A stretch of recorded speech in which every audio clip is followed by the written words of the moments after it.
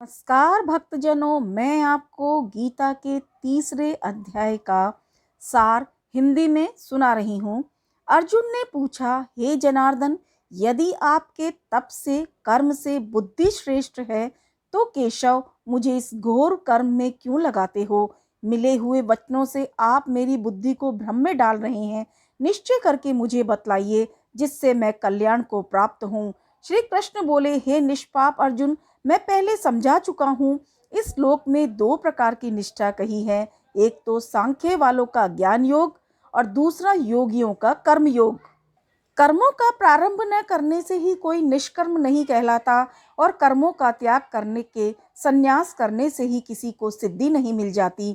मनुष्य क्षण भर भी कर्म किए बगैर नहीं रह सकता। प्रकृति के गुण ही सब मनुष्यों को कुछ न कुछ कर्म करने में लगाते हैं।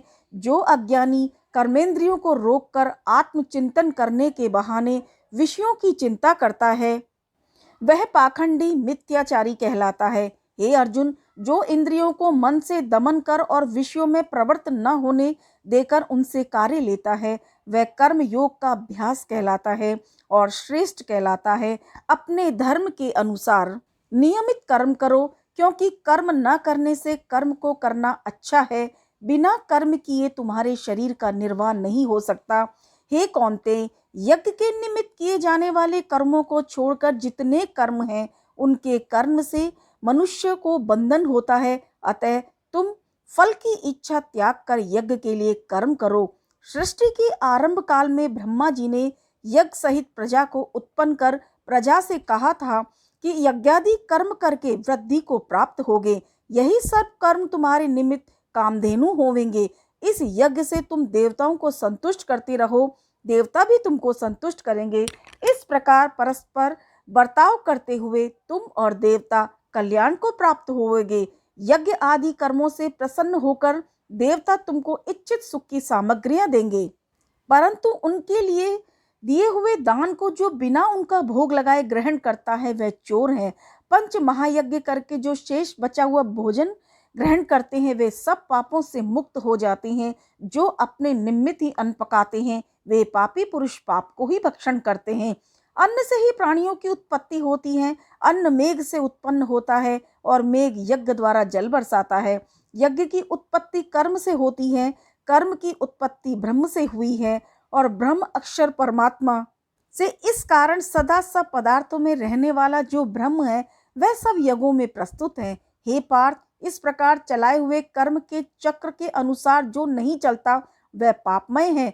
जो पुरुष आत्मा में ही रत रहता है, आत्मानंद अनुभव से तृप्त रहता है, उसे कुछ भी कार्य शेष नहीं। वह कोई कर्म करे या ना करे, उसको कोई प्रयोजन अथवा लाभ नहीं है। किसी प्राणी से अपना लाभ कराने की भी उसे कोई आवश्यकता नहीं।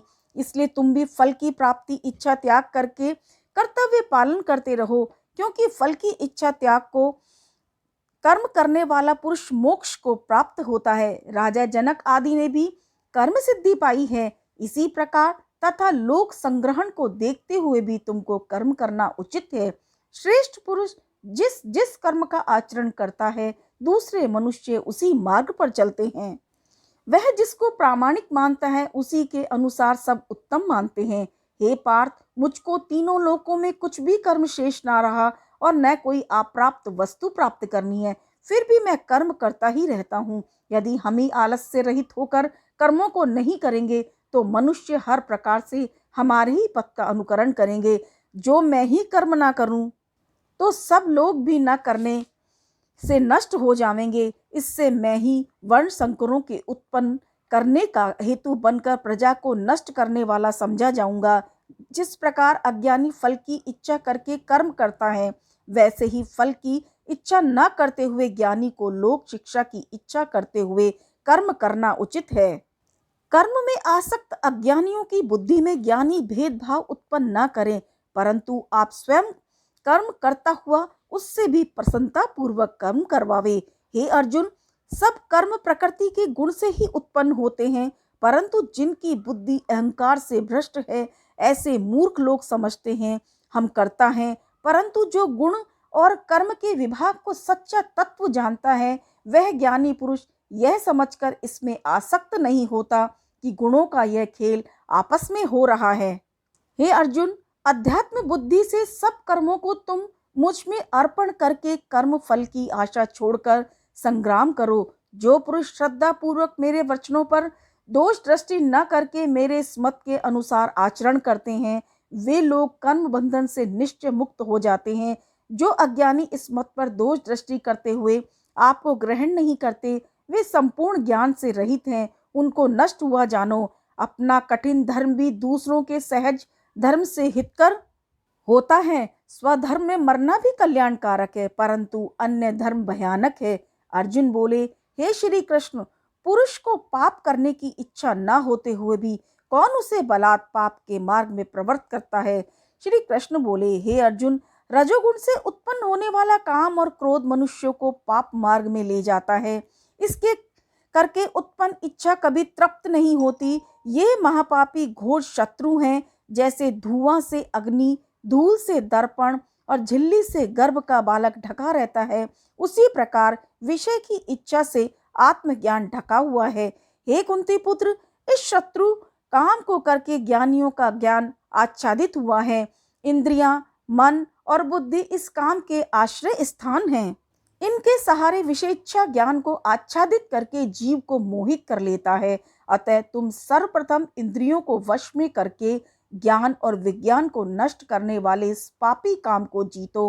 कहते हैं कि इंद्रिय प्रबल है और इंद्रियों से भी प्रबल है मन। इस प्रकार जो बुद्धि से परे है, उस आत्मा को जानकर निश्चयात्मक बुद्धि द्वारा मन को निश्चल करके, हे महाबाहो, तुम उस दुर्धर शत्रु काम को जीत लो। बोले कृष्ण भगवान की जय।